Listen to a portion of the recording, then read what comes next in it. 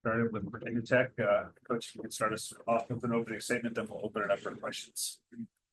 Yeah, I mean, it's just tough day, man. I thought we pitched somewhat well, pretty well for the most part. We just scored one run. Not gonna win a game scoring one run. So give Clemson credit. Those guys did a really good job. Their starter was good, held us at bay.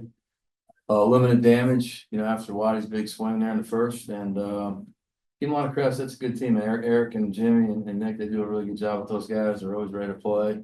And they just played really well. Okay, questions? We'll pass the mic around. Coach, Brett had 10 Ks, but had 6 earned runs. What do you make of an up and down game like that? I don't know, an up and down game. I mean, it was just that. It was an up and down game. I mean, the bottom line is we scored one run, so you're not going to win too many games scoring one run. But I mean, I thought he pitched well enough to give us a chance to come back in a game several different times. Didn't happen. So it's kind of a shame the way it ended, but that's the way it goes. 4-12 this year versus the top 7 seeds of this tournament. What's made it so tough to compete with the upper echelon of this league this year, and how do you do that going forward?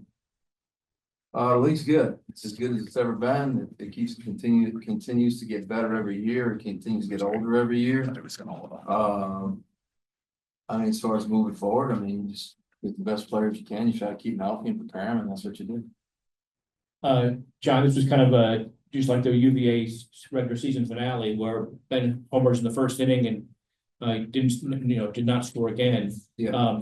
Was that just a question of running into a all conference first team pitcher today, or what made it hard to score after the initial home run? Probably that. I mean, you had a change up, guy made a mistake on the change up, and after that, and the guy, he pretty much shut down, and our guys couldn't quite figure him out. And give him credit, he pitched a really good game. It's a really good arm, one of the best arms in the league. Ballinger does a really good job with that guy and the whole staff, so give them a lot of credit. I'm not gonna, dump on anything here. I think they played really well. They pitched really well, and they deserve to win. Ben, what enabled you to figure him out in that first inning, get that home run, and then what made it tough on you guys the rest of the way? Yeah, I knew he lives and dies by the changeup, so I think I started that off with 4 straight fastballs. So I was just gonna try to keep fouling off the fastball until I got a changeup, and luckily it was up, and I saw it and took a good swing on it. And then after that, I mean, like you guys said, he's a good pitcher. He had his good stuff today, and we just didn't have our best stuff. Simple as that. Coach, obviously not a whole lot of time to digest on the season, but how do you look back on the season and what affected injuries have? I mean, it was, playing 32 games in this league is challenging really for any team, I'd have to say. As far as what affected injuries have, I mean, we were down at times 7 of our best players. So I think if you took 7 of the best players out of any lineup, any team in this league, it certainly wouldn't help it. I can tell you that it certainly didn't help things. But I mean, to answer your question, it wasn't very helpful. But I think the guys that were in the lineup did they did an honorable job, and they did the best they could do, and they prepared every day. And we didn't really get into the whole talking about who's not here as much as we're talking about who is here. So Ben, over your 2 years here, what has this program meant to you, and what do you hope to be behind? I mean, it's meant a lot. I think everything happens for a reason. Just like me and you up here, I made a lot of great friends that I'll remember forever. Keep in touch with. Yeah, I met a bunch of great people. Got a lot better, I think. Got closer to God and just everything. Brett, obviously you struck out a lot of guys today. What kind of stuff was working for you today? Well, really, just getting ahead was the name of the game. When I got ahead, it's a lot easier to expand and get hitters out. Yeah, like my off-speed was working really well. Some other swings are really jumpy, so really playing at that off-speed low. John, you were talking today just like you did after the regular season finale about it. You can't win if you don't score. Right. Was that just a question of the lineup was just missing some punch because of the injuries, or what made runs hard to come by here of late?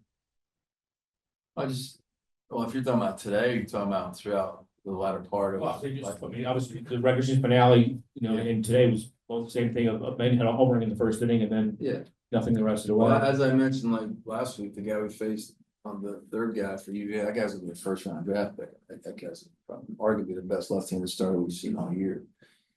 Valencius, I think his name is, so very good. And then this guy, I mean, I don't know where he shakes out in the whole pro thing, but I mean, he's the Friday night starter for Clemson.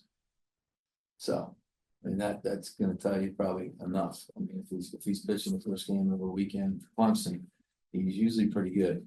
Those guys are not bad. And I think he actually showed that after he gave up Watson's home run at first.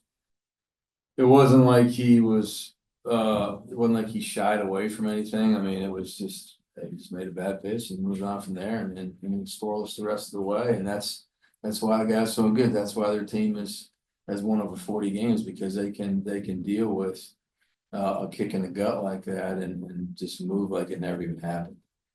John, because of the injuries, will you look back at the season as just a giant what if? I mean, maybe. I mean, the big what if for me was not this year, it was actually going back to COVID when that season was cut off.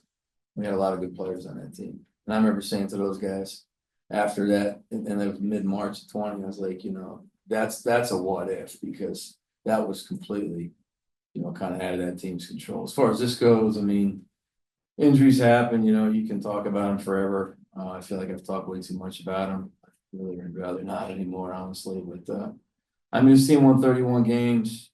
We had a really good first half. We had probably the youngest starting group of pitchers that I've probably ever had in all the years I've been doing it, you know, and Brett was the oldest guy as a true sophomore, and behind him it was all freshmen. So, and that, you know, the injury had a little bit to do with that too. And then towards the end, we got pretty right-handed when Salinger went down too. So, you do the best with what you have at the time, and you keep going. And I think the guys that were active did a really good job as far as keeping a lot of games close, winning some games down the stretch against some really good opponents. And I don't think they ever kind of, you know, felt sorry for themselves or anything like that. It was really just kind of preparing for the next game and doing the best we could do. Let's get the last question. Brett, coach just touched on the youth of the starting rotation. How exciting is that going forward? Oh, it's really exciting. They're really mature and they show up to the field every day with a lot of confidence, and I know they're gonna be really good later on. And they're just very, like I said, mature, and it's really cool seeing them watching them grow. And I'm excited for next year. Guys, thank you. Appreciate it.